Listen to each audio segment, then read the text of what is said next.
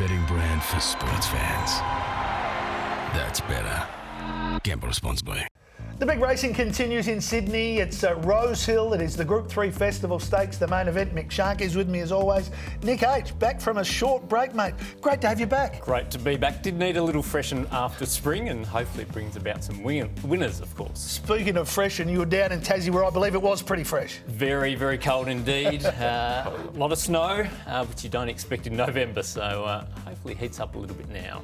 Let's talk about the Group 3 Festival Stakes. It's over 1,500 metres. Probably the most interesting runner of the day right around the country. Absolutely. Is the top weight in Sunshine Rising. It's a 9-year-old that hasn't raced for 22 months out of Hong Kong. You've been used to racing against the very best over there, but it's first up and it hasn't won for over 3 years. So what do you make of it? As you mentioned, it's a very interesting profile to have 60 kegs, one run in 3 years. It's a bit of a risk, but his trials have been magnificent. Even his first one, he didn't win it. I think he was in behind him about fourth, but he was climbing on the backs of the runners there and charged through the line. He's looked magnificent in those trials. As you mentioned, he raced against some very, very good horses over in Hong Kong and beat Beauty Gen and Waikuku.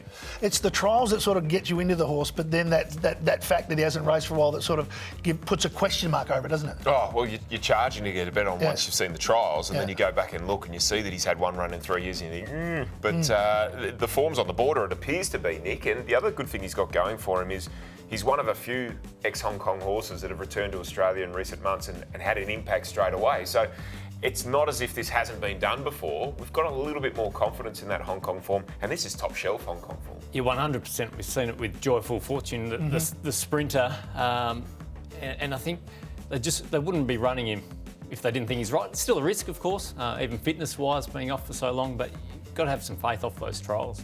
Mirror Vision is a horse that almost won a Group 1 over the Carnival behind Ice Bath. It was a dual accepted. The Snowden campers decided to run the horse in this race. That's a good sign for Mirror Vision fans. Yeah, absolutely. Not having a lot of luck as far as barriers. Look, the map doesn't look too bad. There's not too much speed inside. It's just whether a couple of those drawn sort of barrier 1 and 2 kick up and settle a bit further forward than you'd normally expect, and that would cause a little bit of trouble, but certainly form is very strong. Cisco Bay's absolutely flying at the moment. Going second really well in the big dance. Yeah, absolutely. And that's solid form for a race like this. So, apart from or away from the toppy, it's a very even field, isn't it? Yeah. So I guess that begs the question: where did you land? And does the toppy make your first three? Yeah, I thought I'd go around him when I first looked at the form and how long he'd been off. But Sunshine Rising for mine is the class and the one to beat off those trials. Going with Coal Crusher in for second, although will be vulnerable late over the 1,500, and Kiss Some will find this a hell of a lot easier than a Wait for Age Group 1. Shark, where did you finish? Well, I'm with Kiss Some, number 10. I really liked his run in the Silver Eagle first up. He just was in restricted room. I think if he would have got a clearer run at him, he might have finished half a length closer, and that was a good race. Obviously, the Cantala was too strong for him at Wait for Age, but they had to throw at the stumps. Back to this level. The barrier's the only trick, so I'm hoping they push forward and they try and slot in somewhere in the first half of the field. If they do, I think he can win. Sunshine Rising next, and Kerwin's Lane in the placings as well. He's going really well. Yeah, I had Kerwin's Lane and fourth pick, but I've landed on Mirror Vision, the fact that the Snowdens decided to go there. And similar to you guys, Coal Crusher's the one they have to catch, gets a nice drop in weight but goes up in grade, and Kiss Some to run third. So similar numbers in the Festival Stakes. What else are we backing, mate? And what are your best? What is your best for the day at Rosehill? It's a tough day. A lot of the races you're getting each way prices the field, so we're not going to have to get too many winners, although we'd love to get quite a few, but love to get too many. I won't complain. Always. But we'll go with an each way best bet in a race 4 with Worthley. I thought a really good run there first up at Flemington, went to the mile first up, barrier 14, just got trapped 3 wide, no cover throughout, stuck on pretty well.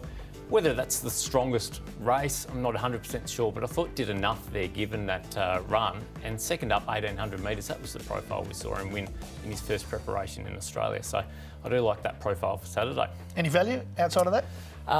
Going race 9 through the cracks, $26 now. Wow. The setup isn't quite right.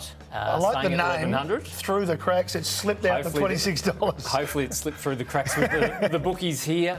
Was nom for the Hunter, or accepted for the Hunter, missed a run there as an emergency. The 1,300 would have been better. I just can't pass up at $26. Okay. He's a quality animal. Low draw, will be cuddled up, won't do a lot of work in the run, just needs the brakes in the straight. The pace looks genuine there, so worth an each way play, $26. All right, through the cracks. Have you got anything else to follow? I'm just going to follow Nick. Yep. He's on the ball there, 26-1 each way bet. That'll get some of mine. All right, I got Tony B. I thought I was pretty impressed with Tony B's win last start in race 4, number 4. Was impressed with that win. Goes up from benchmark 72 to benchmark 78. And J-Mac takes the ride, so I don't think that's a negative for Tony B. Nick, great to have you back, and we'll be watching very closely on the weekend, especially with Through the Cracks. Yeah, if Through the Cracks win, that'll be a nice celebration. All right, that's Nick Cates joining us. You can get all his tips at punters.com.au. But next up, we'll recap everything on the big call. The betting brand for sports fans. That's better. Gamble responsibly.